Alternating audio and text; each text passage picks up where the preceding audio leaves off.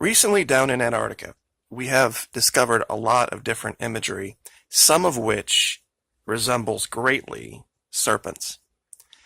Now, there's been all sorts of stories going back hundreds of years of serpents on the high seas.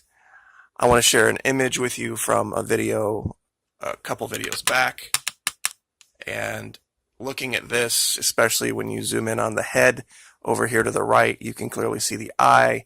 You can almost see the jaw unhinging, and you can almost see what looks like a human figure inside. I didn't cover that aspect of it because there was so many other things to talk about, but the shape was unmistakable. Now, there was also another location where I had found this, what looks like an infinity symbol. Something like the, we'll get to that in a minute. Here we go. It's called the Ouroboros, and I tried to make other explanation for it, that maybe because it was on the side of a ship, that it was some type of a rope wind, but putting everything together, I really think this is what we were looking at.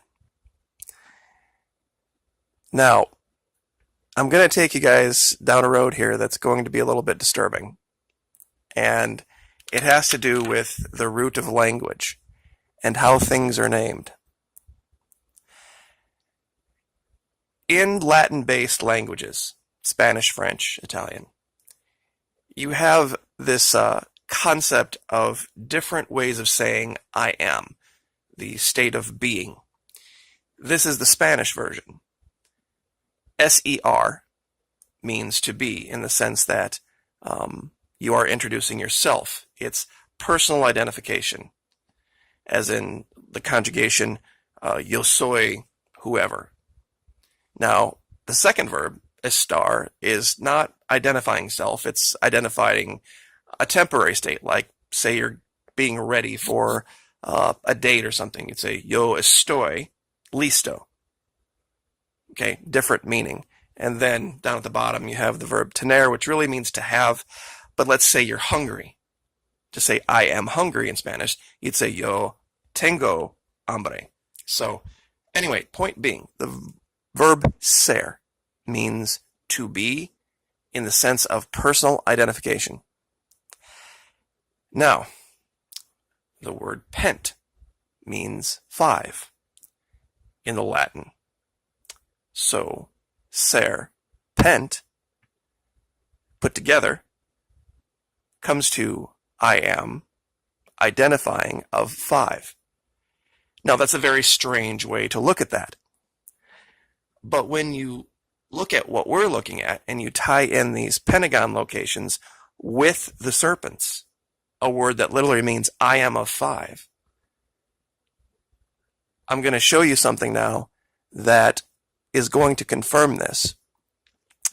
And it has to do with this northern network that I have been putting together. And I've turned off all the other networks other than this, just so you can see the absolute perfection of this one. The locations are undeniable. One of the locations, in fact, I wanted to do a video just on it, but it's here in northern Montana.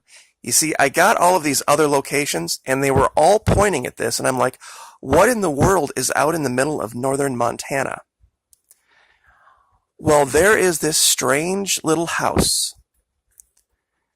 and it's in this city just northeast, Columbia Falls, Kalispell region. And in this house, gravity just doesn't seem to work. And it's kind of a tourist attraction, but when you look at the city, the entire region is laid out on 5 sides. And by itself, those two things, well, okay, it's got a 5-sided city and it's got this weird anomaly in it, but it is literal perfection. It connects directly to the network in Blythe. If I turned on all the other networks, you would see that the Kodiak Island location goes right through it and right into the South American locations, but that's not what I want to talk about today. the one location that put everything together was this tiny island off the coast of Spain, just northeast of Mallorca. And I want to show you something about the name of the city where this is located. The name of the city is Serpentona. No joke, you can look it up. It's this teeny tiny little island just northeast of Mallorca. And out here, now there's a much larger, I'm not going to even try to show it to you, pentagon structure that encompasses this. But out here in the hills, for some reason, there is this strange 5-sided area where the trees just don't grow. And we've shown this over and over and over again. Now, it gets better. I'm going to zoom out and show you what this connects. There's this other tiny island out in the Azores called Terceira. And Terceira has one of these locations as well. Now it's on the very top of a mountain, so when I zoom in here, these lines are going to disappear. Well, maybe not this time. The best year to see this particular one, I believe, is 2013. Yep, there it is. Now, just magically on 5 sides, the trees don't grow here either. So we have Terceira in the Azores lining up directly with this little tiny island just northeast of Mallorca near a town called Serpentona. It goes through Cagliari. It goes right through Madrid. And guess where that straight line ends up?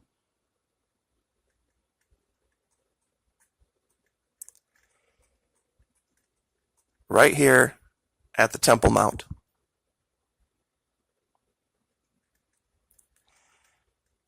Now, as I got putting this together, everything just fell right into place. I haven't found the location in Poland yet, or the one up here near Leningrad. But of course, we do have the location here in Svalbard that it's right on line with. Going the other direction out of Terceira, I had mentioned, I hadn't drawn it yet, this place called the Flemish Seamount that is also in the shape of a pentagon of 5. Guess what it lines up with? Terceira, the Flemish Seamount, takes you straight back to this gravitic anomaly in Columbia Falls, Kalispell, Evergreen, this area, Montana. You can also take a line directly north out of there, and this is the newest location that I found. It doesn't even show a name for this island, but it's perfectly clear. This 5-sided area that, once again, if you continue through it, it will take you to Svalbard. From that location, directly through Iceland, takes us back to Serpentona.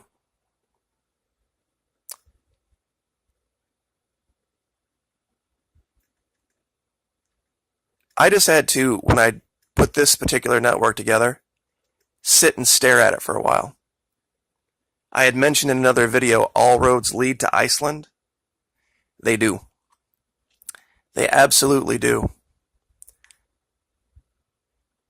And there are other locations, and when you look at this, they will jump out. Absolutely jump out. There's definitely a line, and I guess I'll do this as the last one. This area here, this is the Tunguska air blast. This is Svalbard, and this is Greenland.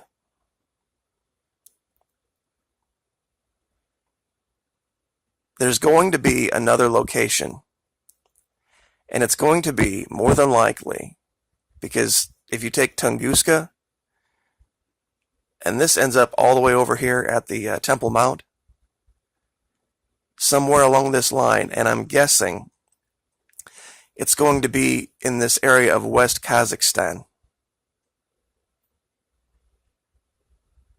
It's not Astana, that's way over here, but it's going to be, generally speaking, right in this region when we find it. The Icelandic network is nearly perfect. The hard part about this, and I'll kick on all of these other networks real quick here at the end, just to show you how easy it is to get confused and why I've been doing it this way.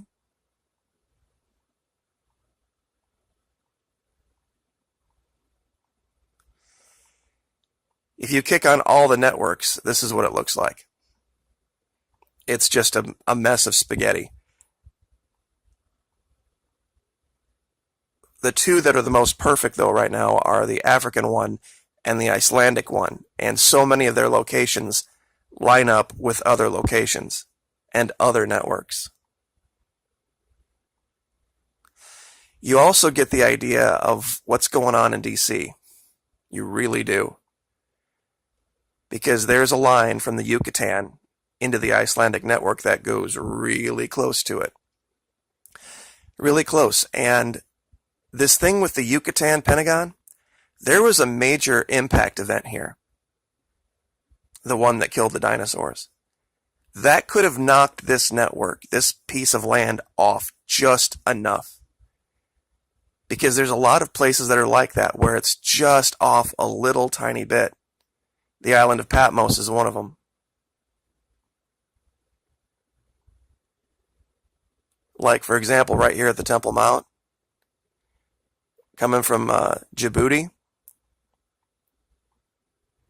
takes you all the way across back to Area 51. But like I said, looking at it like this, it's oh, and I don't even have them all on. Hold on. Then you have the Asian networks.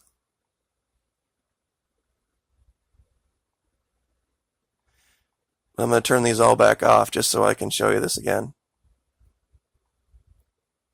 And like I said, I'm going to upload all of this to a KMZ file and then give you guys the link so that you can look at these locations for yourself. And